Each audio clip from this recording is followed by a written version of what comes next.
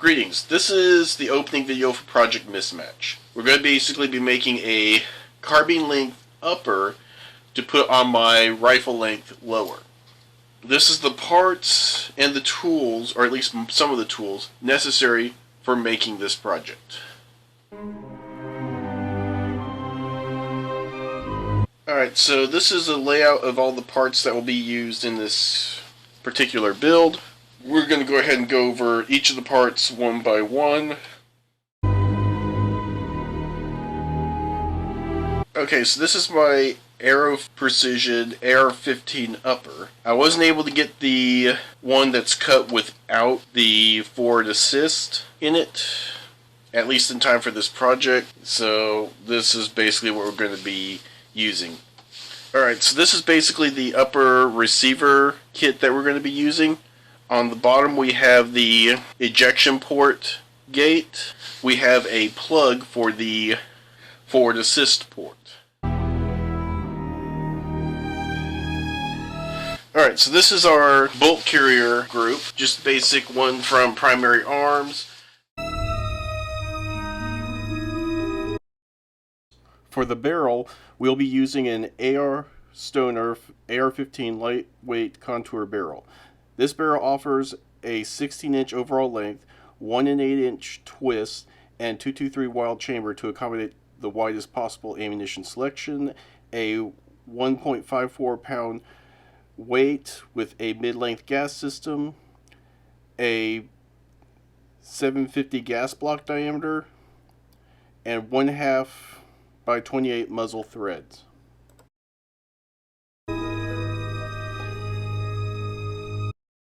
For the handguard, we have a gun show special. It is 13.5 inches long with thinner walls than the Matrix Arms handguard. It also has lots of material milled out in M-lock slots on 4 sides, including on top in place of milled out section of rail. All this works to make it light, even with the longer barrel nut that is 30 millimeters across the flats.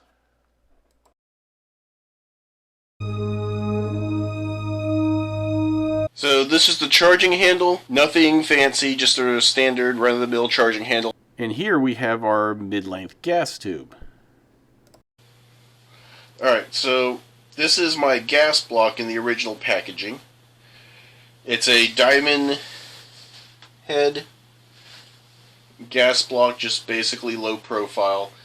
Nothing really particularly special about it beyond that. Alright, so this is the muzzle brake. This time I'm starting out with one. So I've already basically done a mock-up and screwed it into the port, and it actually fits on, so that's gonna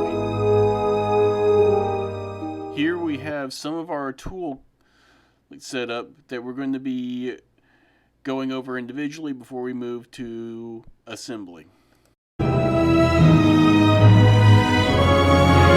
So same as before, we're going to basically be using the same two vice blocks. While tightening the barrel onto the receiver, we're going to be using the vice block on your right. Then when we basically put the handguard on, we'll be using the Wylde vice block on the left.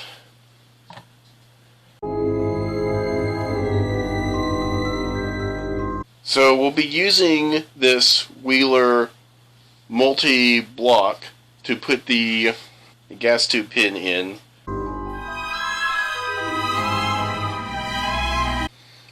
We'll also be using this AR Stoner multi-punch or 7-punch set to install the pins as applicable.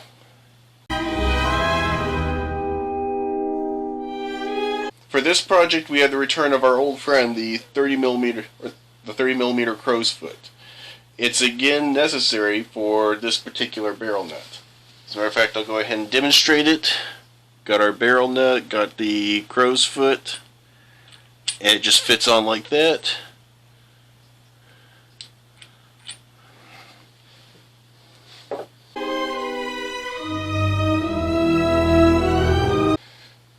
And of course, our good old friend the hex wrench set is back for this part of the build. We're going to be using both the metric and standard because I've already basically found both in this setup. So we're kind of going to need to use both. Okay, let's just go ahead and take everything downstairs and see what else we might have left. And last but not least, we have our torque wrench. We're going to be aiming somewhere between 35 and 40 foot-pounds of torque on our barrel nut, just like before. Probably a little bit over 40. Again, we're not going to have to worry about indexing or getting the barrel nut aligned correctly to allot for the gas tube. It's a low-profile barrel nut that doesn't have any slots to worry about at any rate. Alright, so I tried to do a little bit of pre-assembly upstairs, but I ran into a bit of a problem. This end's going to come over here. Oh. As best as I can measure down here on the journal, it's about 0.749 or 749 thousandths, except for right here at the very starting end where I was getting about 755 thousandths. So basically the gas block is already at press fit, so that's just not going to work. So I'm going to have to actually, either with a file or some sandpaper, knock this down just a hair so that the gas block will fit on there a little bit better. So I'm going to go ahead and clean up and get started with that. Sorry about that, it was a little bit dusty. Okay, so if you're looking for pet ideas, I guess birds in general, but in this case chickens, turkeys, geese, ducks, guineas, they're all just a wee bit dusty, so that's definitely something to keep in mind, especially when you're brooding the things. Alright, so I'm going to go ahead. Going to get another little piece of sandpaper off of here.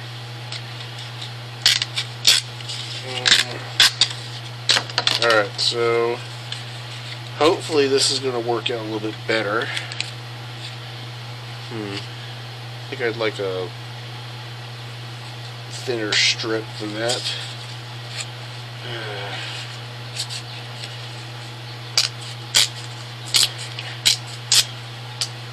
Okay, there we go.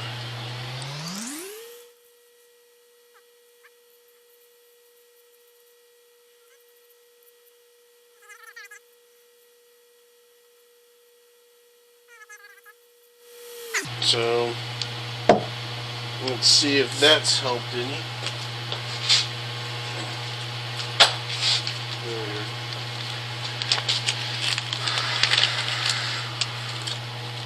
Stay in there. Alright, so that's going to go on like so. And yeah, still kind of tight. So yeah, this thing's not going to be pretty by the time that all this is said and done.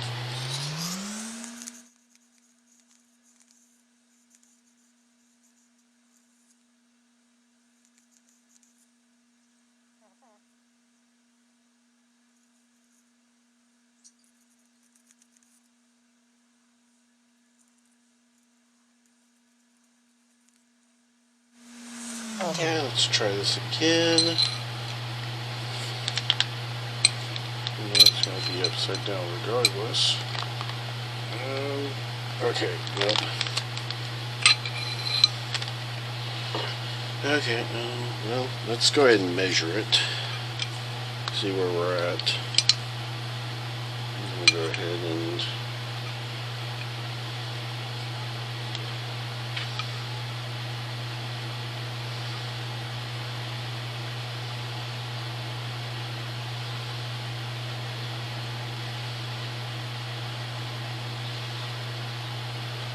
oh, yay.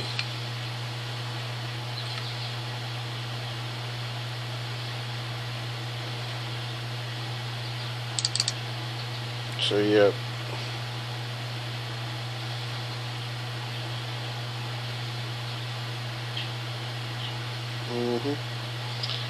That's gonna be, let's see, right between that, so wherever it lines up. Oh, about 3/10,000ths over 749. So that means that that measurement that I just got was 0.7493. Interesting. And right here, yeah, that's going to be abysmal.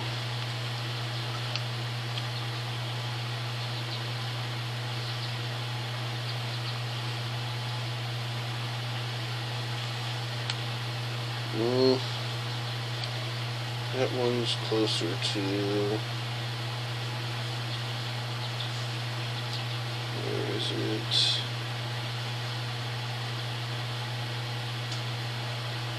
Nine or 8,000ths, or 10,000ths. Okay, so yeah, just a little bit more sand to go. Matter of fact, I might just want to go ahead and.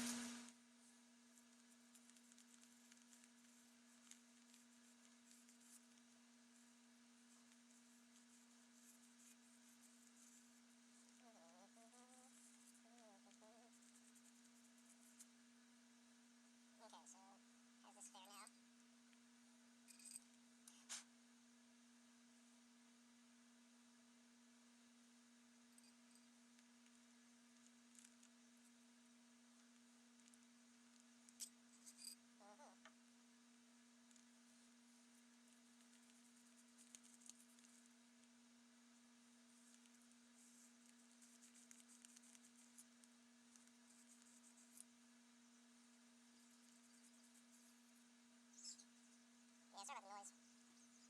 My birds are getting antsy and don't know how to act.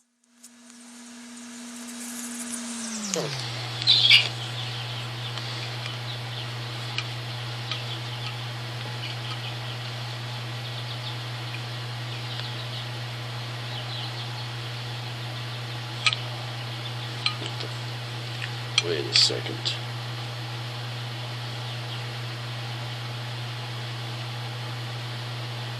Okay.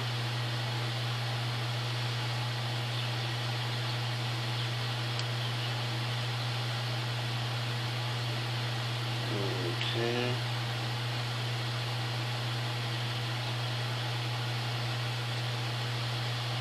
Okay, so we're at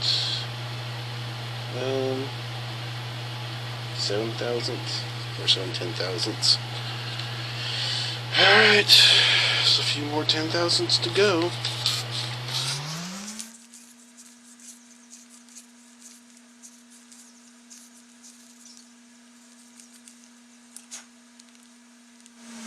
Oh yes, while we're thinking about our manufacturer, they put the caliber and barrel rotation on the bottom side, so this bodes really well for this barrel's performance.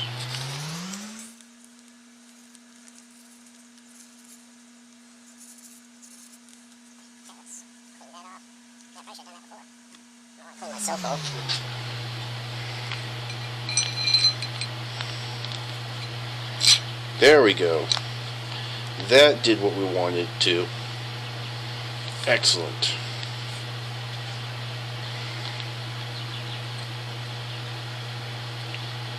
Okay. Alright, so I'm going to go ahead and get the rest of this taken care of. And I'll be right back after a little while. But hey, we got it on, so that's definitely progress. Alright, so this is what I was going to try to get this is where I was going to try to get upstairs. I got my barrel nut on in position, ready to be screwed into the receiver. I've got my gas block on, passes the trumpet test, and I've got my muzzle brake on, hand tight. So next up, we're going to go ahead and lay this aside and move on to assembling my upper receiver. We're just going to go ahead and install the ejection port gate because there's no way around it once the barrels put in. And then we're going to go, once we got the barrel put in, everything tightened down, gas tube in, and the flash hider torqued down, we'll go ahead and switch vice blocks for the next one. Okay, so basically we got our ejection port gate. We want this side to actually be up like so when we're installing it. We've already got our bar that's supposed to hold it set up.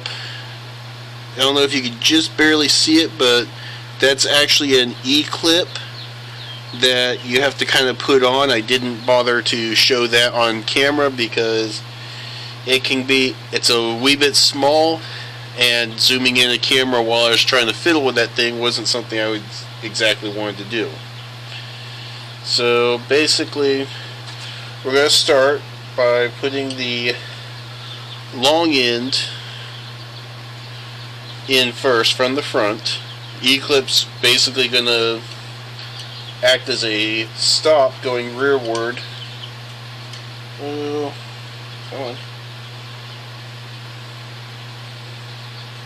Kind of like so. So you can't really push it in any further. Primarily the easiest way to get it out is out the front. So I'm going to go ahead, put this in, set this up like so, get out to about there. So it's right about here, about halfway through. Matter of fact, I'll go ahead and get something else. We'll be right back.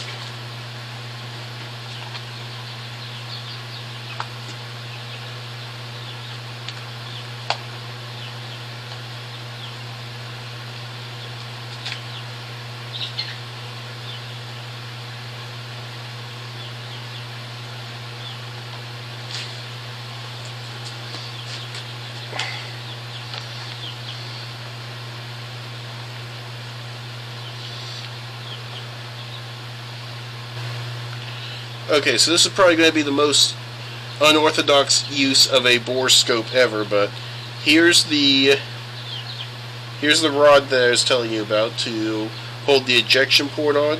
Here's the E-clip. It's just basically a little circular or semicircular moon-shaped piece of steel that clips into a little notch right about there, as you can probably see. So we got this rod coming out so far. At about this stage, and I'm going to have to put the camera down. We're going to go ahead and put the spring on here. With the spring, you just should change hands. Alright, there we go. But basically it's going to go on long side toward the gate. Once you got a little bit on there, I'm going to go ahead and put this down again. As a matter of fact, I'm just going to go ahead and... Okay, so now... this is going to be fun.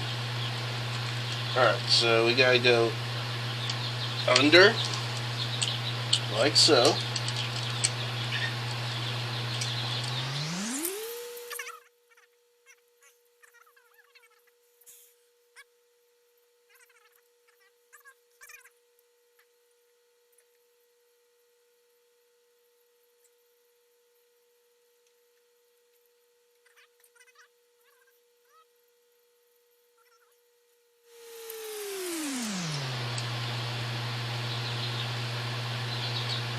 There we go.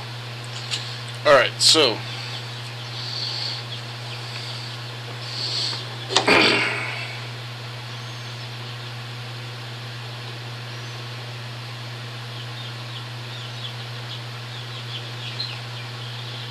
Yes, that's right.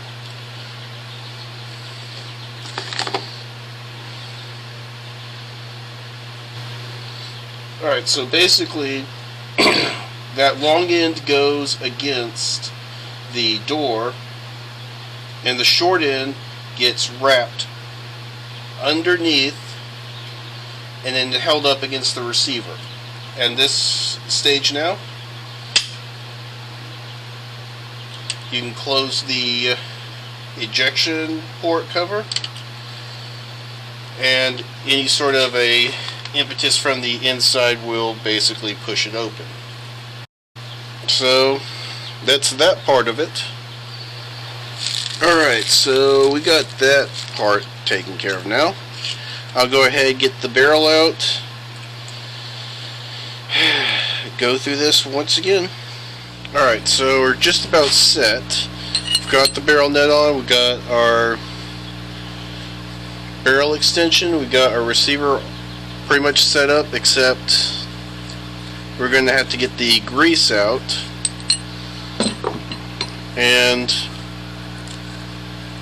hope they're not looking for me. Go ahead and lather her up.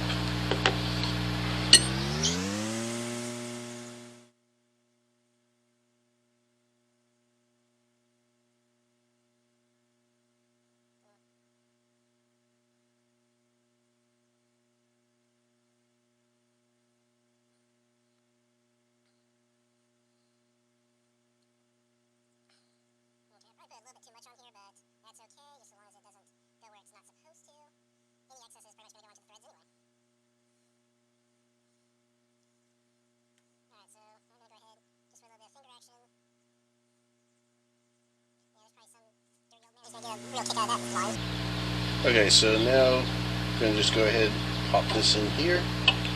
There we go.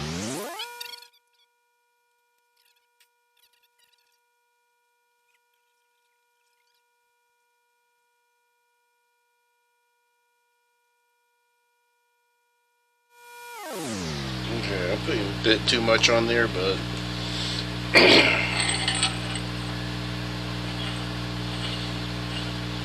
something about never having too much. Well, anyway. So go ahead, tighten this down, hand tight. Yeah, that's about good right there. Okay, now.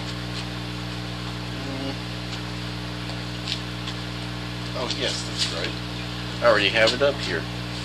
Okay, so right now,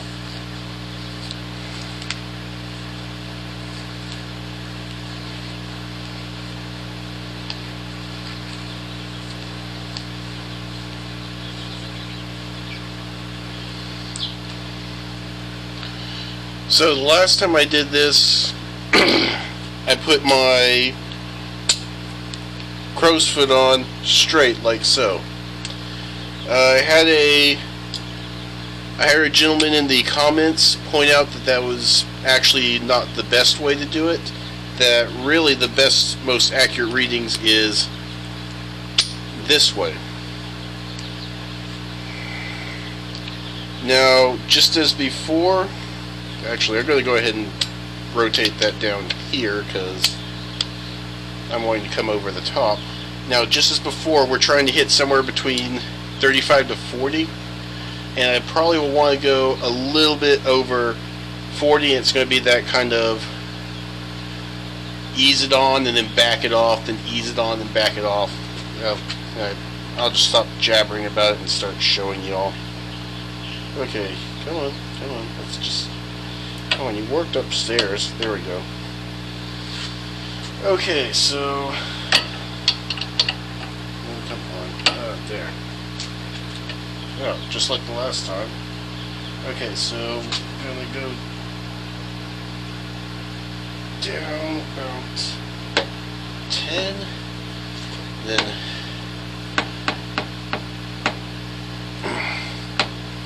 come on, back it off. Okay, there's about where hand tight was. Then we're gonna go to the, I'm just gonna go straight up.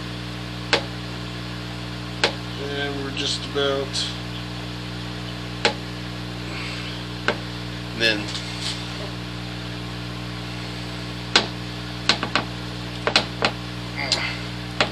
back it off. Now this time we're going to go straight to somewhere above 40. So we're on there.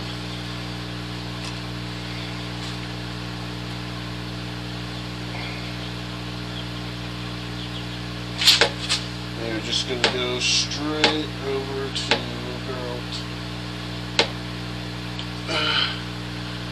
right about there. There, that's about good. I think that's somewhere over 40, so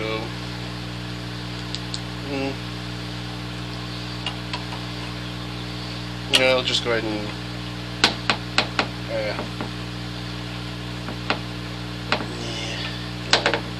let's go ahead and do that a little bit further in there.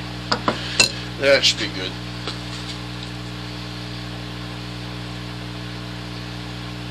Alright, so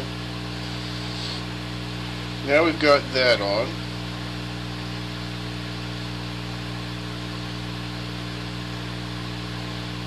We're going to go ahead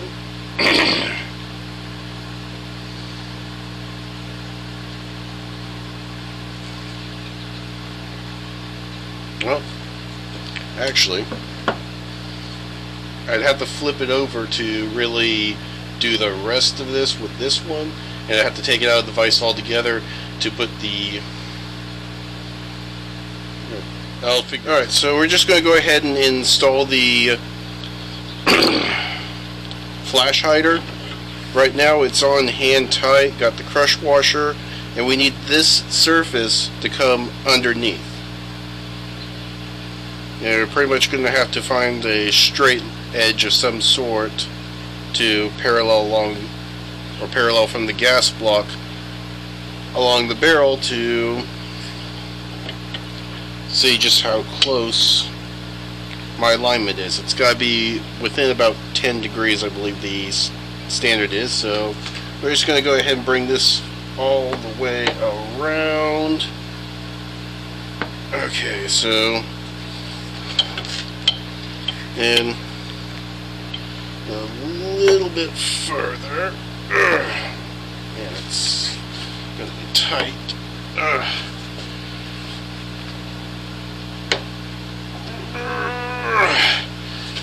Okay, and okay,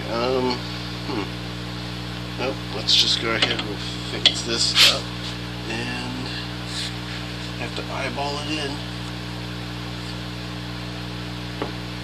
And that looks pretty good right there. Yep. Okay, so this is light close enough. And this should go straight down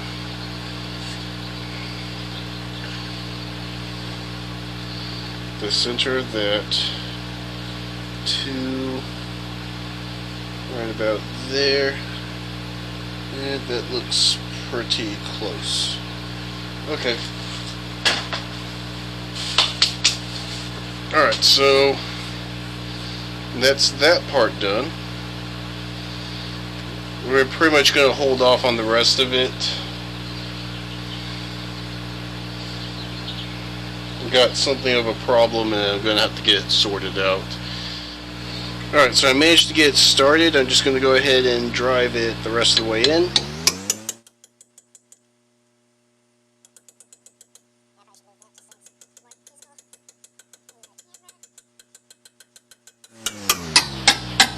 So that's just about all that I can do right now. Alright, so we got 2 steps left, and then we're pretty much done with this project. First, we're going to install the gas tube, punch the pin through, etc. Then we're done with that part. Then we're going to put the handguard on. So go ahead and get to that here momentarily. I've got the gas tube in.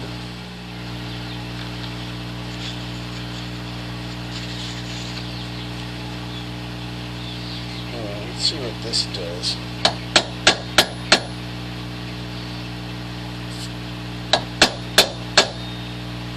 Oh. Okay, well, I'll be right. Alright, so, well, it looks like it's in right now. It's flush on this side, kind of protruding a little bit on that side, but I'm not really worried about that. So next, and probably the final step, we're just going to go ahead and install the handguard, and that'll be it for tonight. And my babies can sleep. Or my chicks and turkeys can sleep. Whatever. So I'm going to go ahead and set up for that. Now, you're going to need your standard or inch-based hex wrench set. These wrenches, or these screws, are going to basically be 1/8. So we're going to go ahead, put this in.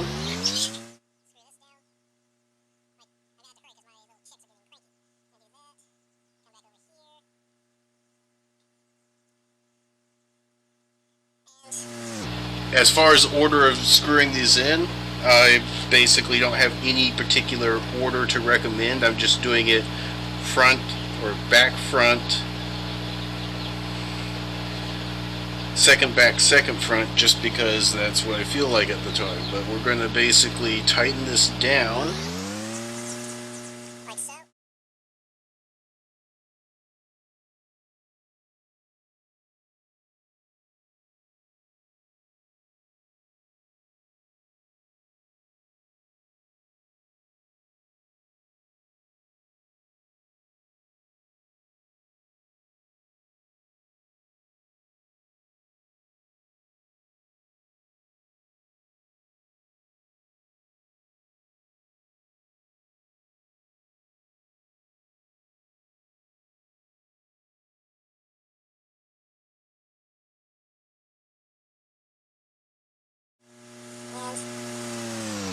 Do that one too.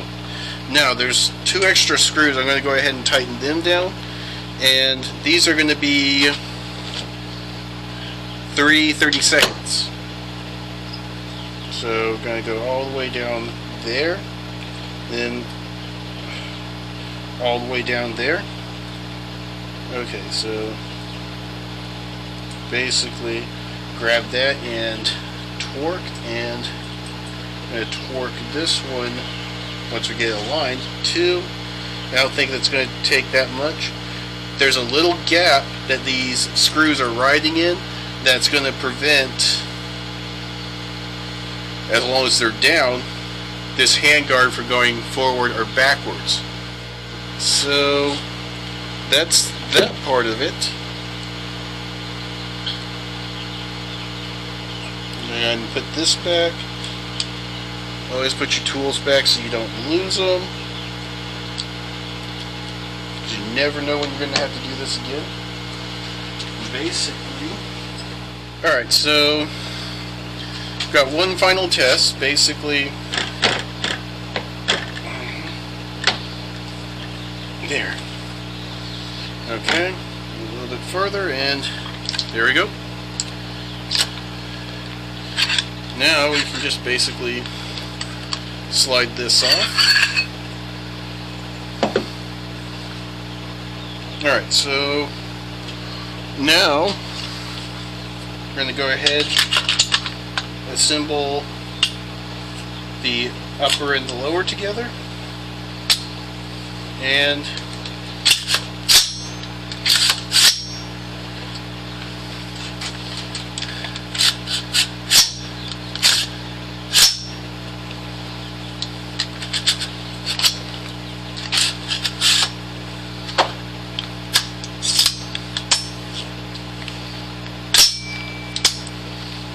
it looks like it works. I guess that's it for tonight. We'll go ahead and do some shooting tomorrow, more than likely. Right. So we're back. We got this thing set up. We're getting ready to test fire it. This is just basically a function test to make sure it actually works right. We're not necessarily concerned with accuracy. I just got this scope on just so I have a reference point in making sure, or so I can better decide where I want to try and put these things. Not trying to get small groups, we're just trying to get this thing to cycle. We're going to see how well it does. It's going to be 223. I got 2 magazines basically of 223, and I got some steel case at a 20 rounder, so we're going to put this thing through its paces initially. I've also got a box of whatever's left over here.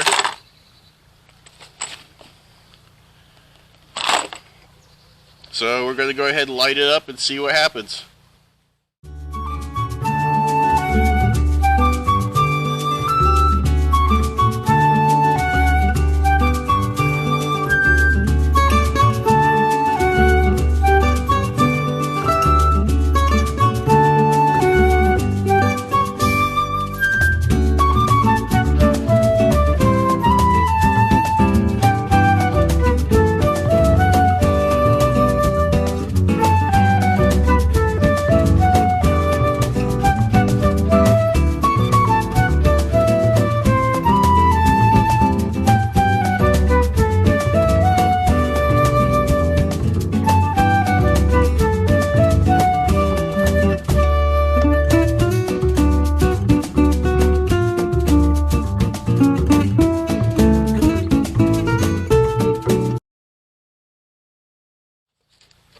Okay, we're going to go ahead and curtail this right now. I have a really bad feeling about it, so that's coming out.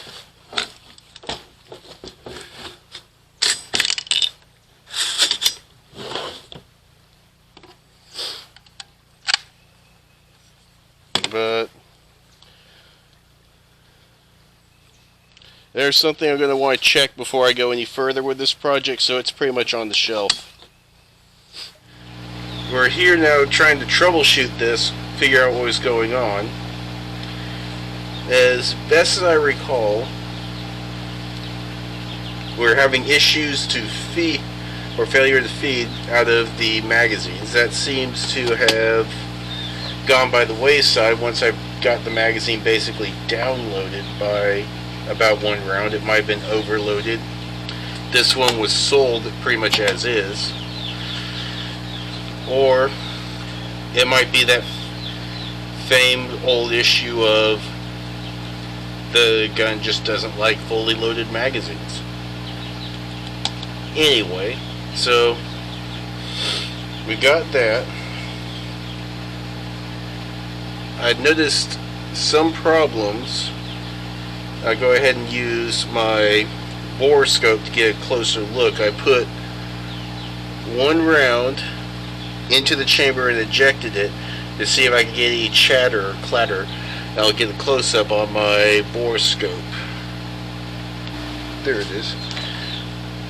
Alright, so right here you can kind of see the chattering from the looks of the case back here. It looks like the extractor claw was grabbing it right about in here, so that means that this chatter is actually hitting on the other side of the feed ramps, which would be right about in there.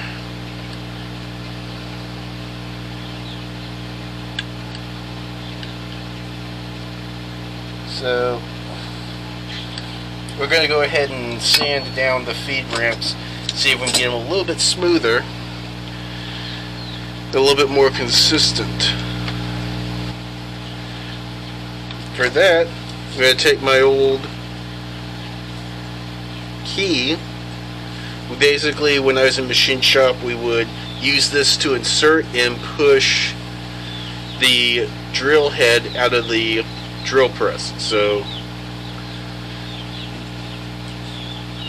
however, it does seem to be about the right size to actually get sandpaper into the feed ramp. So we're going to go ahead and try that, and we'll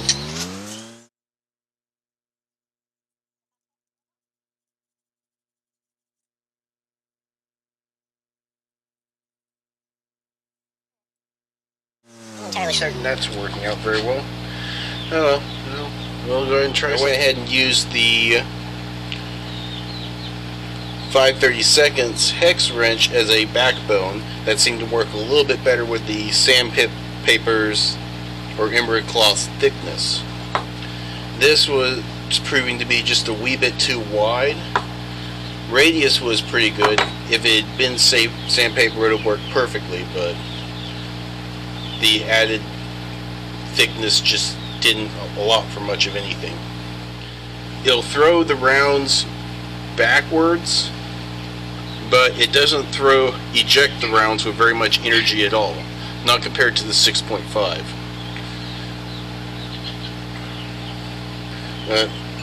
It doesn't look like it's really having any problems to go into battery, and I'll go ahead and bring back the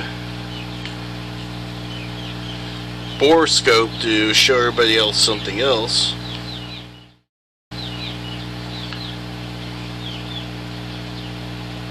If you're one of the signs to look for if your head space is off other than bulging is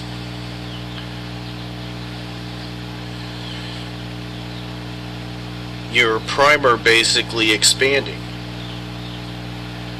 because if your head space is off, then the bolt's not going to be pushing forward against the primer to help flatten it. Well, this primer is flat for the most part. I don't know how well you all can see that.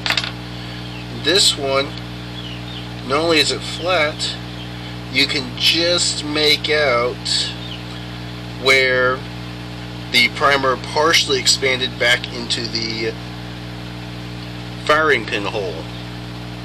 So that was probably my more energetic one, as it were. So that part's looking good. So I guess tomorrow I'll probably go ahead and try a couple more rounds, probably the couple we just tried here, and we'll see how it goes. Alright, so we're back here getting ready to test the same rifle, same setup. I got my brass catcher on because I want to see what the brass is doing when I get back to the shop. Got the volume turned down because it's going to get a little bit loud. I got the same two magazines with brass ammo, and I've got a 20 rounder steel case. Once I get a couple of those in the brass catcher, I'll probably let the rest fly to see what the ejection pattern's doing. Hopefully this doesn't induce any more problems than we've already had. But go ahead, load it up.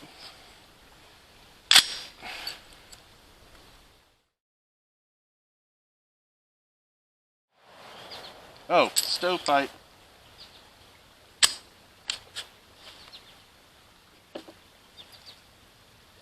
Yeah, that's going to be kind of nasty. Let's drop the mag.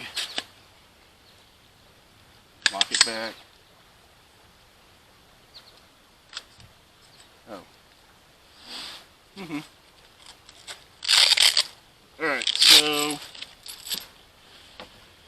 Alright, so I've got a stovepipe. It's actually... Okay, yep. Figures. Yeah, this is my toy mag. The last round hold open tab on the back doesn't exactly engage, so